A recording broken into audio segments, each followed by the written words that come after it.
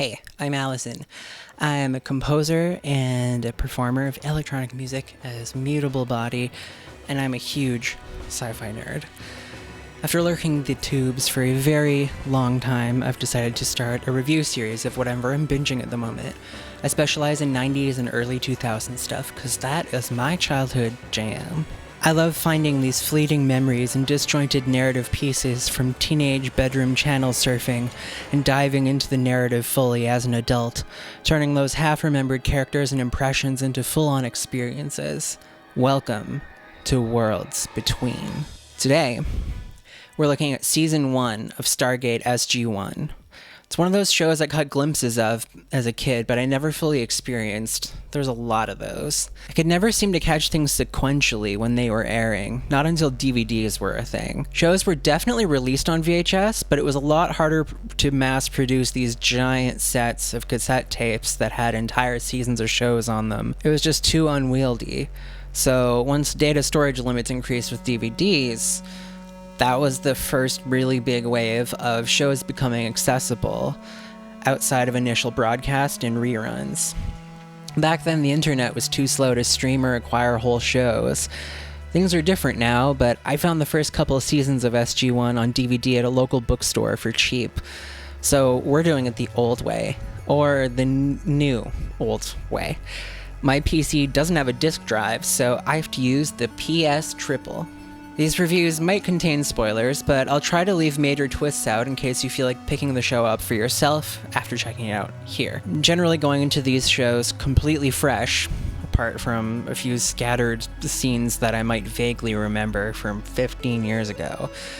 So, despite the age of most of this material, I wouldn't want to take the edge off whatever surprises they might have in store for you, same as I would want for myself. These won't be an episode-by-episode breakdown, more of a highlights reel and a general impressions sort of vibe. And as the first season does, this initial episode will establish more about the overall show than the linear narrative intricacies. From the outset, it becomes quite apparent that this show is very American, very imperialistic, and very white.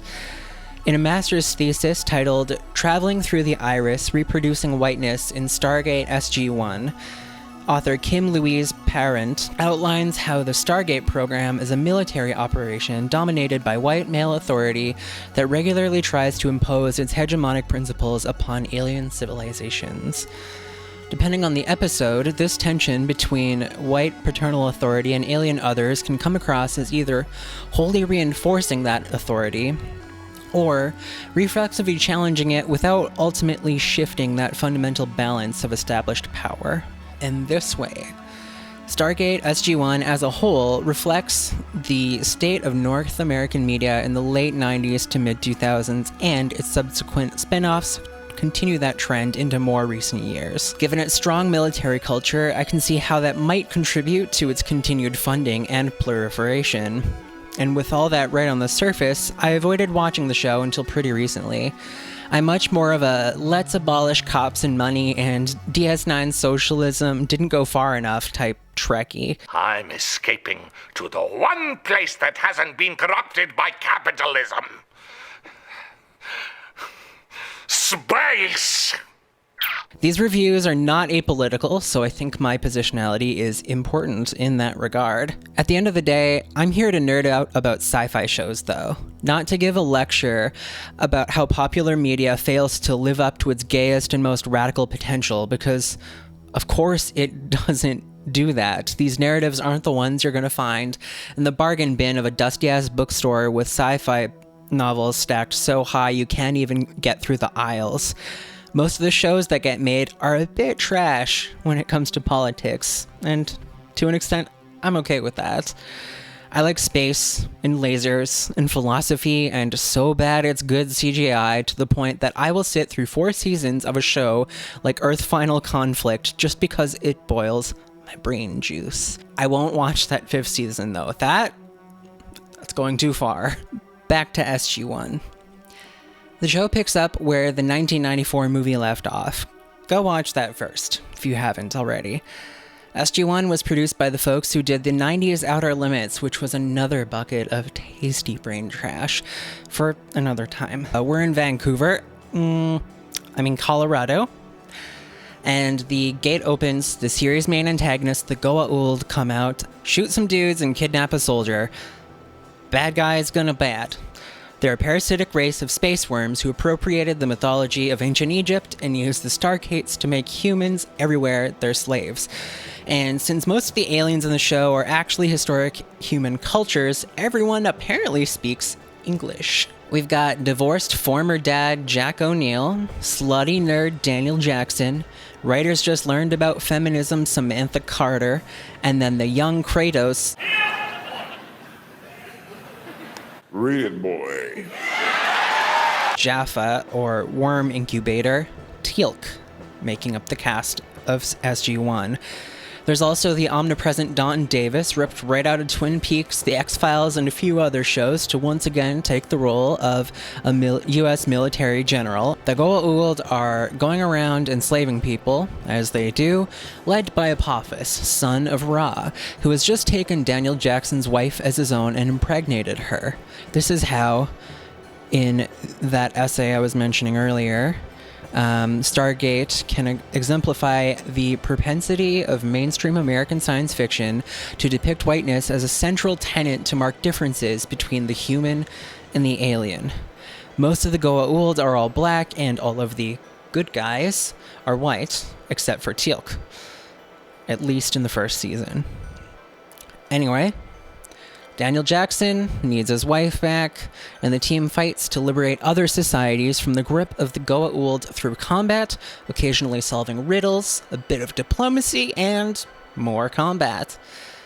While the main overarching conflict between SG-1 and Apophis unfolds, we visit a bunch of worlds. The show reveals a handful of alien civilizations run by ancient Mongolians, who act as a vessel for the show's white feminist empowerment via Sam's marriage and emancipation through combat, a Bronze Age civilization fighting an atavistic plague, a self-proclaimed messiah from one of the other SG teams who took over a village of people by force to establish the limits of what Stargate finds morally acceptable. There's some freaky shape-shifting crystals, probably filmed in a parking lot. There's Quark as a tree spirit who reminds us that Americans are dumb babies who can't be trusted with power.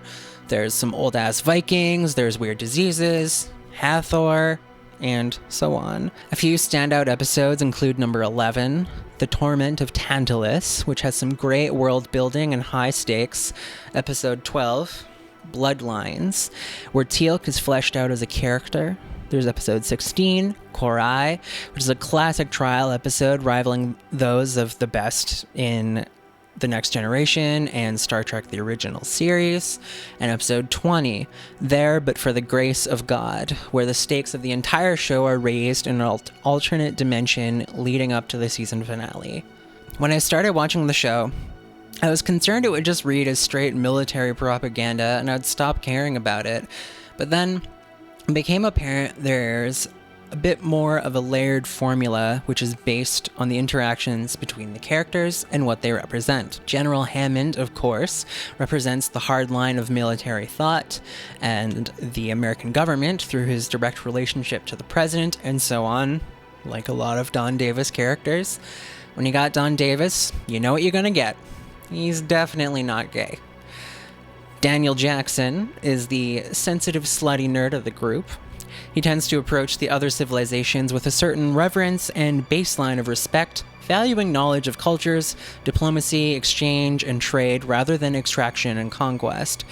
He still looks at everything like an academic, an archaeologist in particular, though, and that can often get him in trouble, as his curiosity is based in a mindset that enables him to study and acquire artifacts first, ask questions later, after the artifacts have already pulled him into another dimension, or the holographic archive is starting to fall into the ocean, and he just can't leave his research. People always fall in love with him.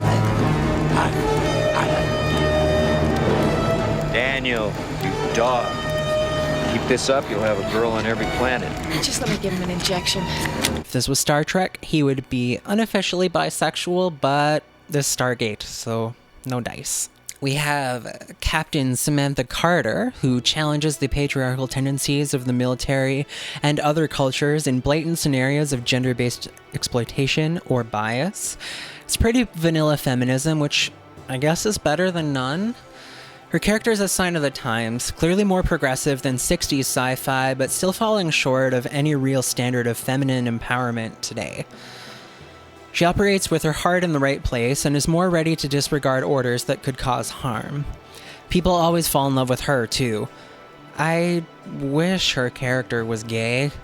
It would address how people pretend to respect her and then follow that up with, "And you're also the most beautiful woman I have ever seen." She blushes and so on. Dykes wouldn't do it like that. Where are all the dykes in space? Colonel Jack O'Neill represents the family man, haunted by family problems, middle-class concerns, and while he maintains a stern attitude and has this snarky dad energy turned up to 11. He ultimately does what he thinks is right, even if it goes against his orders, but he is fundamentally in line with the ideals of the military he serves, and he strongly identifies with his role there.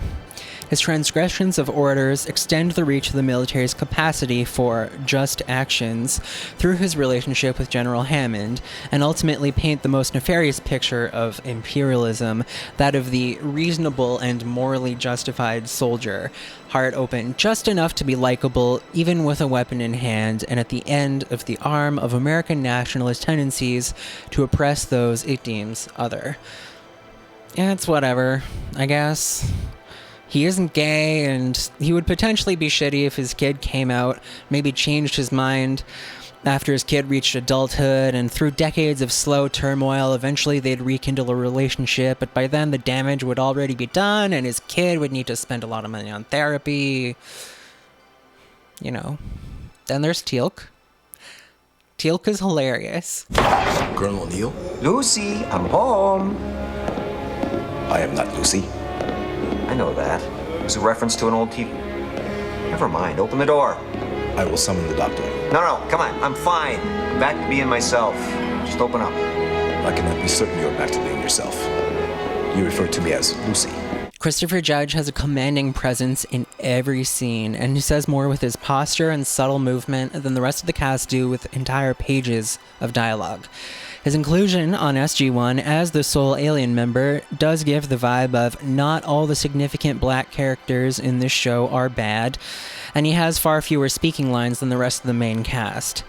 In episodes that flesh out his narrative, he still doesn't speak much more than the rest of the cast. His acting is great, though.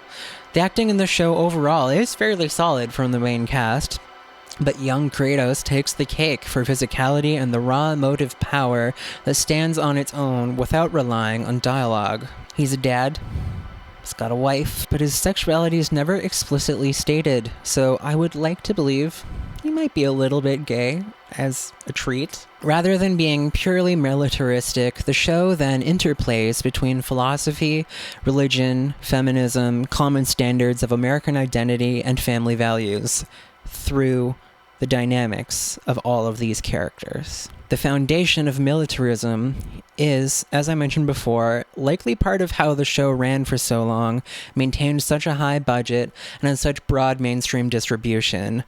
Its acceptability factor regarding the status quo of its era was very high, and it didn't push that many boundaries. It manages to clearly outline the limits of its own ideology, reflecting on its own notions of what it considers primitive in episodes like The Nox, although it does not offer much of a clear alternative, as the Nox still read as white, and therefore code modernity and civilization advancement and progress along with whiteness, and other cultures are rendered contemporary only as branching paths of a distant history left unchecked to develop on other planets. America is held up as, quite explicitly, the most powerful and advanced nation on the planet. I don't care about other worlds. I must place the citizens of this country first. Then you would be wise to heed our warning, Senator Kinsey. For when the Goa'uld finally do come in force, and they will, your citizens, as the strongest, most powerful country of this world, will be among the first to die. Most people today could understand as problematic, to say the least. That's a bit of a bummer. The first season of most shows tends to set up and expand the world incrementally, focusing on establishing characters, conflicts, functioning in a mostly episodic manner, while planting seeds to revisit later. In this regard, SG-1 is a well-structured and well-paced package that takes few risks, does what it intends to do, and feels pretty cohesive. None of the episodes feel like filler, as there's just enough continuity between the A-plot and the various side quests going on to weave everything together. It feels like the perfect primetime television of the era, clearly produced by a team of experienced industry professionals who had a vision going into it. It gets the brain juices going. It's good. It does the thing. The music is quite standard orchestral fare. It's almost entirely acoustic, as the team clearly had a big enough budget to hire an orchestra for an entire score, rather than getting the composer to use on-hand sample-based instruments to simulate the scores. There's not even that many synthesizers. Those are hard to mix into dense orchestral recordings, so that's okay. It's another part of SG-1 that feels like a refined package, not pushing any boundaries, just excelling at what it sets out to do. There's lots of fanfare and military snare lines, big emotive strings, crescendo, boom, crash, yada yada yada yada. It's not special, but it's not trying to be. I'd only listen to it outside of the show for reflection and nostalgia purposes, not general background listening like I do with some other soundtracks. So, was season 1 good?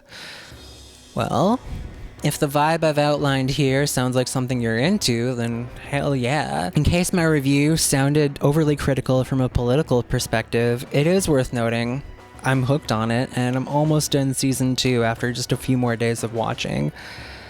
There's a lot here. There's so much. There's 10 seasons in the main show. There's 5 for Stargate Atlantis. There's a whole bunch of other media. There's comics.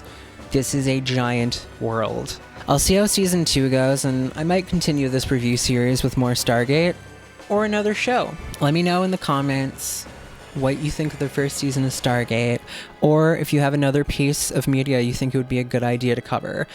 I've seen a lot of stuff, so I'll definitely be revisiting some things I've already seen to make some more videos. I love hearing about new stuff, canceled shows, people's favorite things.